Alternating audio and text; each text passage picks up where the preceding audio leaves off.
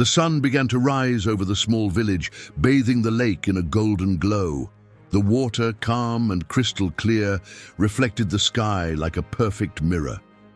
Birds sang among the trees, and the smell of damp earth mixed with the freshness of the morning. The setting was peaceful, but inside Elias, a whirlwind of thoughts was taking over. He walked in hurried steps along the dirt trail that led to the lake. His shoes were covered in dust, but he hardly noticed. His mind was too busy, repeating the same worries as always. Elias wasn't just an anxious man. He was a man who felt that time was running out. For months, luck didn't seem to be on his side. Work was scarce, debts were piling up, and the feeling of failure weighed on his shoulders. His wife tried to console him, saying things would get better, but he couldn't believe it. How could it get better if nothing ever worked out? That morning, he decided he would go fishing, not because he liked fishing, but because he needed to prove to himself that he was still capable of achieving something. If he could bring home a big fish, maybe he would feel that he still had control over some part of his life. Maybe his wife would look at him with pride again. Maybe he could even look at himself in the mirror without feeling that tight knot in his chest. In a hurry, Elias reached the lake. He chose a spot near the dock where the water was deeper and prepared his fishing rod. His hands were trembling with anxiety, but he ignored it. He threw the bait into the water and held the rod tightly, as if his life depended on it. But instead of waiting, he started fiddling with the line, impatient. Each second without a bite felt like an eternity. He adjusted the bait, pulled a little, let go, changed position. His gaze was fixed on the water, as if he could force the fish to appear. Beside him, other fishermen remained calm. Some had been there for hours, motionless, just watching the surface of the lake. Elias couldn't understand how they could be so calm. He, on the other hand, couldn't bear the weight. Time passed, and nothing happened.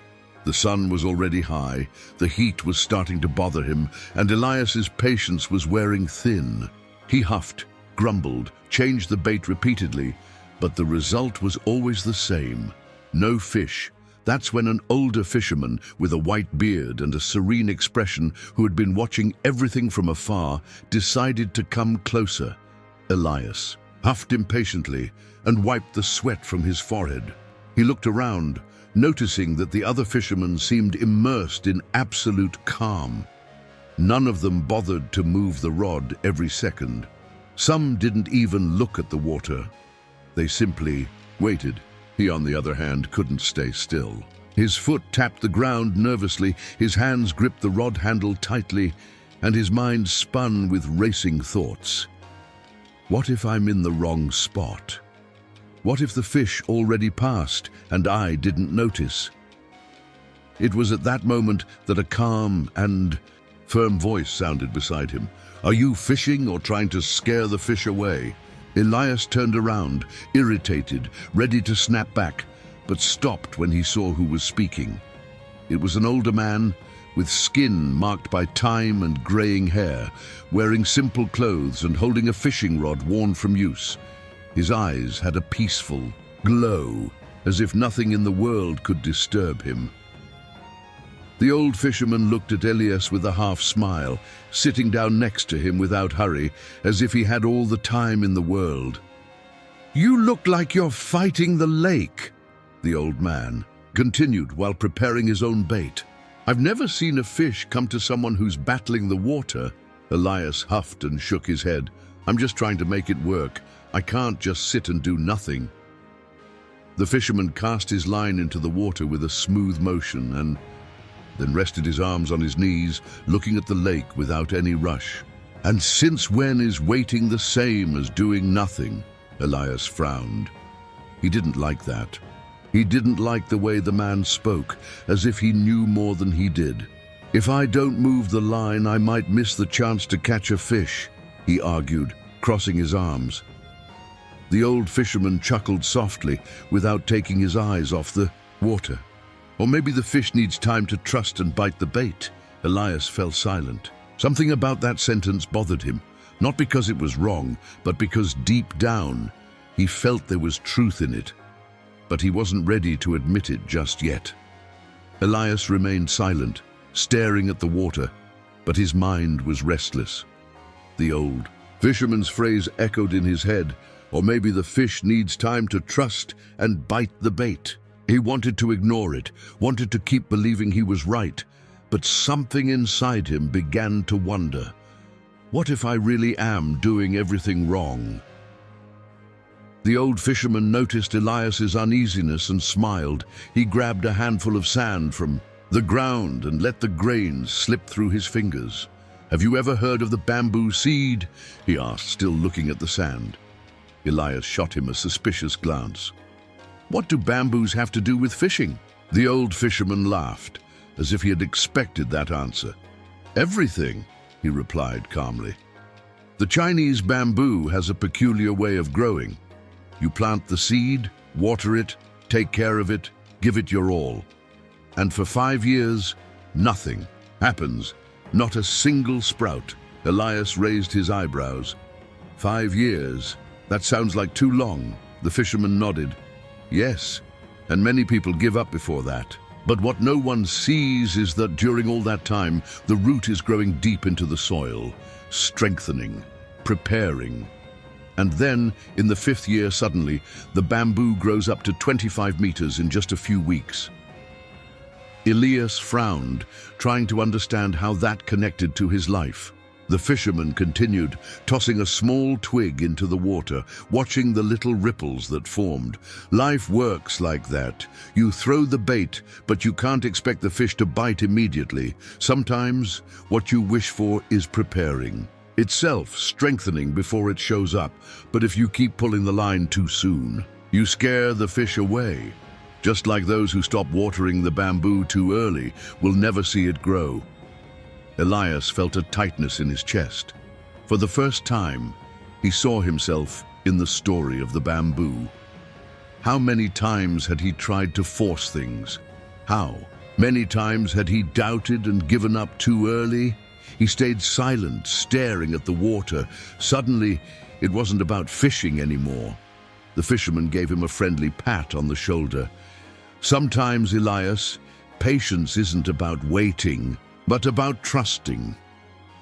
Elias said nothing, absorbing the old fisherman's words. For the first time, he started to understand, but there was still something inside him that resisted.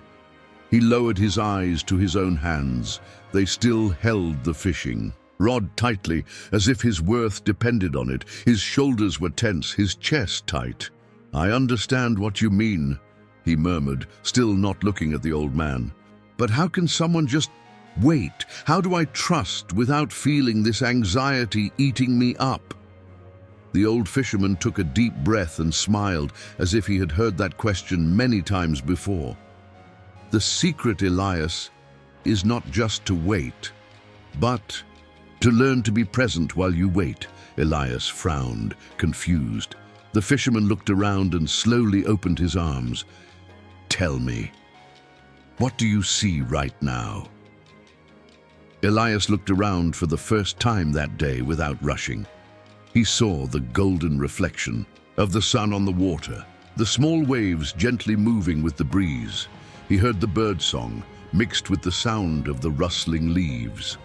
He smelled the fresh scent of the lake, the warmth of the sun heating his skin.